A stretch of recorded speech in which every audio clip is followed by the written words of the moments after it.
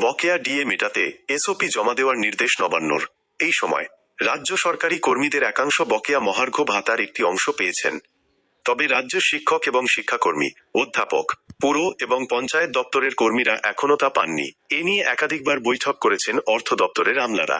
যে সরকারি কর্মীরা এখনও বকেয়া ডিএ পাননি, তাদের ডিএ প্রদানের প্রক্রিয়া এক ধাপ এগোলো।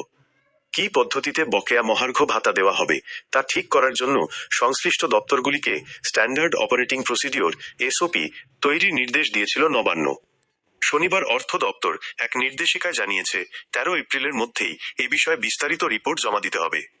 সুপ্রিম কোর্টের নির্দেশের পরে 1 এপ্রিল যারা বকেয়া পাননি সেই সরকারি কর্মীদের টাকা দেওয়ার বিষয়ে উচ্চ পর্যায়ের বৈঠক হয় নবান্নে। সেই বৈঠকে স্কুল এবং উচ্চশিক্ষা দপ্তরের কাছে বকেয়া ডিএ দেওয়ার নির্দিষ্ট পদ্ধতির জন্য এসওপি তৈরির নির্দেশ দেওয়া হয়। সেই বৈঠকের প্রসঙ্গ টেনেই অর্থ দপ্তর জানতে চাইল, ঠিক কোন পদ্ধতিতে, কিভাবে যারা বকেয়া ডিএ পাননি তা মেটানো হবে। এর জন্যই এই এসওপি তৈরির সিদ্ধান্ত। ইতিমধ্যেই উচ্চশিক্ষা দপ্তর রাজ্যের প্রতিটি সরকারি এবং সরকার পোষিত স্কুলের কাছে কর্মরত শিক্ষক ও শিক্ষাকর্মীদের বিস্তারিত তথ্য চেয়ে পাঠিয়েছে। অর্থ দপ্তর স্কুল ও উচ্চশিক্ষা দপ্তরকে জানিয়েছে, সোমবারের মধ্যেই সম্ভাব্য খরচের হিসেব জমা দিতে হবে।